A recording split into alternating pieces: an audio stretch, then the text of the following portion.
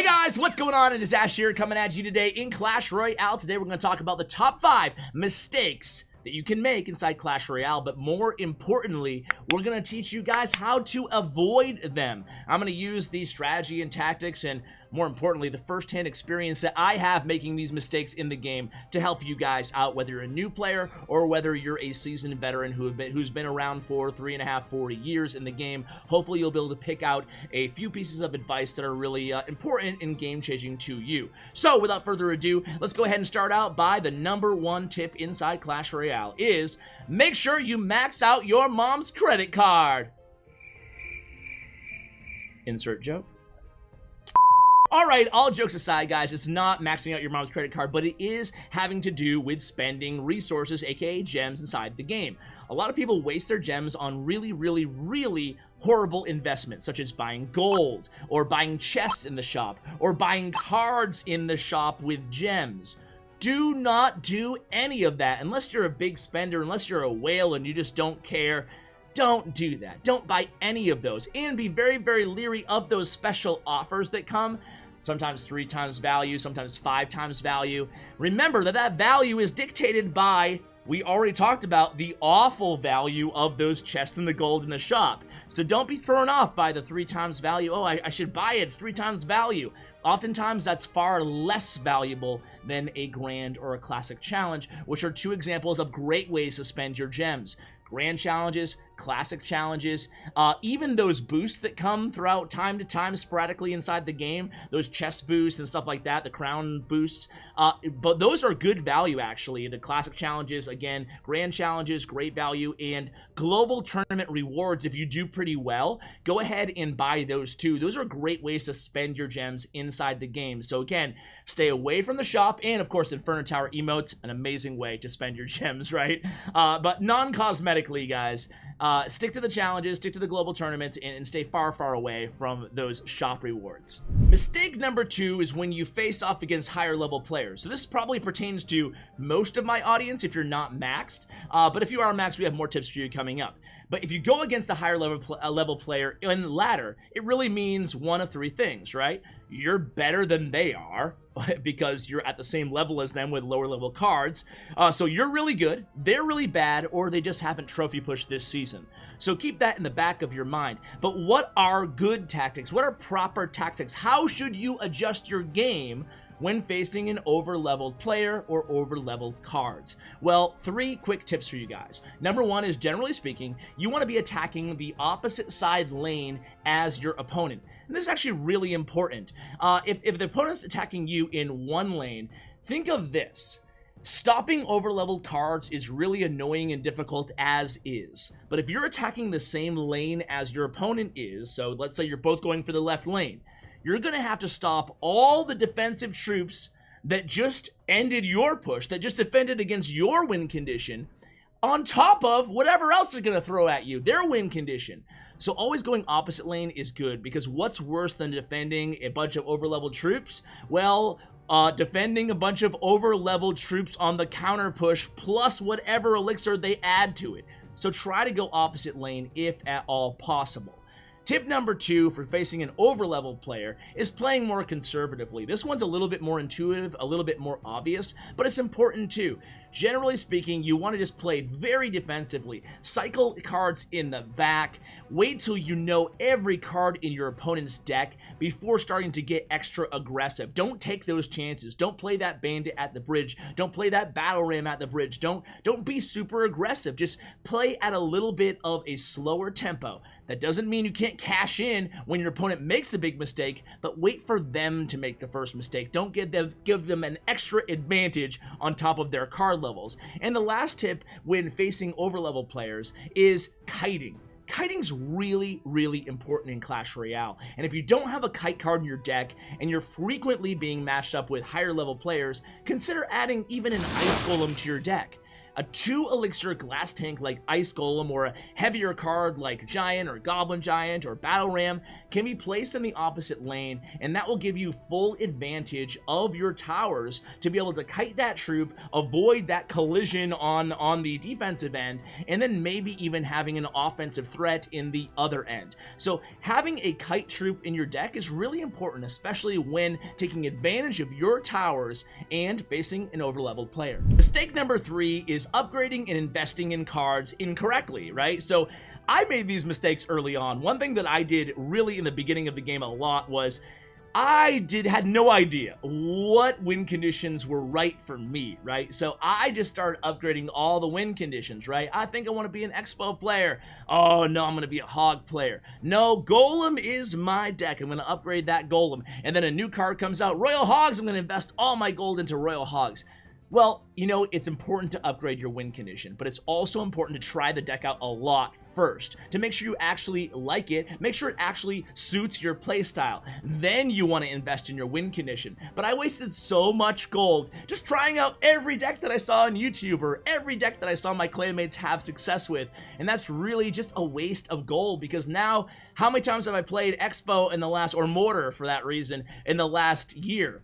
Not that many, and I kind of wasted that gold. I mean, now I'm closer to max, so it's not that big of a deal, but it can take you months to recover from a lot of gold invested in a win condition that you haven't played enough yet. So make sure you're actually testing out win conditions before you actually upgrade them. Mistake number 2, as far as card upgrades are, is investing gold into cards where level just doesn't matter that much.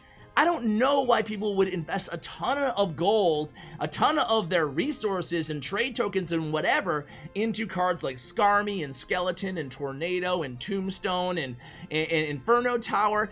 Those cards, of course, level does matter to an extent, but other cards are way more level dependent. So stop for a second and think, okay, well, Skarmy is a really important part of my deck, but is it that important to upgrade it over this other card, over Spear Goblins? No, it's not. It's better to use the card on the gold on a card that's a little bit more level dependent. And then lastly, focusing on spells and kind of sticking to the same arsenal of spells that you use all in your decks, especially early on in mid game, is really important. So don't start pouring in a lot of resources to Fireball and say, nah, I want to be a rocket guy. I want to be a rocket man. And basically invest all your gold, split your gold and your resources and your trade tokens and your card requests in 2 rare cards, especially the same rarity, just doesn't make a lot of sense. Try to focus on the same small spells and big spells, and then try to stick with those spells in all of your decks. Mistake number 4 is a big one. This was one of the turning points for me in terms of gameplay, in terms of strategy decisions that I was making in the arena, in my matches, that really cost me dearly. And that is playing too aggressively on defense. Everybody says, oh, you're too aggressive on offense. I mean, that's kind of common knowledge. But I was playing too aggressively on defense. And that is a very poison apple, meaning that, you know what, it's very tough to identify that you're over defending, that you're using too much elixir on defense, because even if you watch a replay after a loss, it's hard to track down and say that was a successful defense, you know? But oftentimes you just didn't need that one extra 3 elixir troop. Or you could have used a troop, a ranged troop such as a musketeer, in the opposite lane and then turn that into an offensive push in the other lane. There's just so many micro little decisions on defense, but what I was doing is I was over defending. I was dropping extra troops when I just didn't need them, or using an extra spell when I just didn't need them all the time. Sure, maybe I ended up taking 50 less damage or 100 less damage onto a tower because I used that snowball, I used that ice wizard when I otherwise would have taken 100 damage versus no damage. But it was costing me a lot, because every one of those decisions gives my elixir, an ice wizard for example, gives them 3 extra elixir. 3 extra elixir down the road can really hurt you, because that can be just kind of invested by my opponent into an offensive push, heck, 30 seconds or 1 minute later, where they have a huge elixir advantage because of that one over defense. So as a general rule, what I do now is I try to only drop 1 defensive troop at a time. Obviously, some situations you just need more. If there's a golem or a lava hound coming down the lane, of course you're going to need more troops. But just remain very cognizant that your opponent can pressure you opposite lane if you over defend in one lane, and make sure your positioning is appropriate. Make sure that you have your cards spaced out, not providing too much spell value, and towards the center of the arena sometimes if you suspect your opponent might hit you in the opposite lane as well. So just drop one troop at a time and then see what the opponent does, and then react. You want to play reactively on defense, not necessarily proactively. So that is a huge tip, guys. It doesn't, I don't know, it didn't really sound good now that I said it out loud, but man, it's something that I've been trying to make myself more aware of, and it's something that I felt has really improved my game a ton. Tip number 5 may sound obvious, but it is the most difficult thing to master inside Clash Royale, and that is concentrating during a match. What the heck is that, Ash? Is that a lame filler tip for this video? No! I swear it's not. Concentrating is so important. Sometimes we only give 80% or 70% or heck 20% if we have a 2-year-old on our lap of our attention on the match in Clash Royale. Sometimes that will work out, especially if you have like a hard counter, you're playing against someone who's not that good, right? But if you're playing against a good player, you need your mind in the game. You need to be concentrating on the Elixir, their rotation, your rotation, where their win condition is relative to your win condition so you don't get punished, and a lot more. You got to think of everything, what their spells are, what's been baited. There's a lot to think of during the match of Clash Royale. If you really want to have success, you're going to have to just invest all of your attention, your concentration into the game. And when it comes to counting Elixir, I get asked all the time, how do you get better at counting Elixir? How do you get better at keeping track of your opponent's Elixir? And for me, I can only tell you what works for me. And it's not like I have an Elixir tally in my head when I'm playing the game at all times, and I'm like, oh, they're at 6 Elixir. Oh, they're at 7. Nope, 3, 8, 10. It's not like that. It's kind of like counting cards in blackjack, which I don't do, by the way, but I know how it works because I've seen, a few movies, right? So what you do is you just keep track of their Elixir by the cards that they drop relative to the cards that you drop. So they drop a Knight in the back, you drop a Valkyrie in the back. They are +1 because 4 times 3. It's easier when you're actually doing it inside the arena. And then you just kind of keep a mental tally, and you'll get better at it the more you practice it, and then it will become almost second nature. And then sometimes you might lose track, especially when there's a lot of troops being placed in the arena at the same time, especially in double Elixir.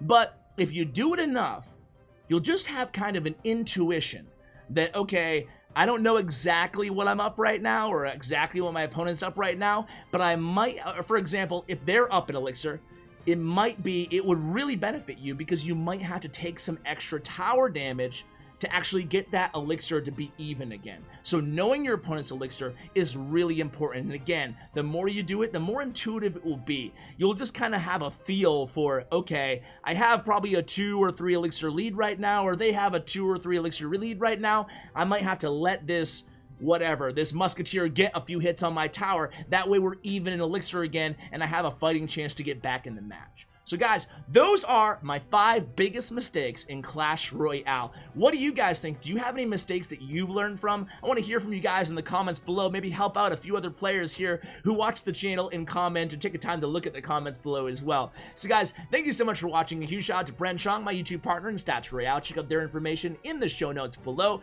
Thank you for watching, and as always, take care, guys.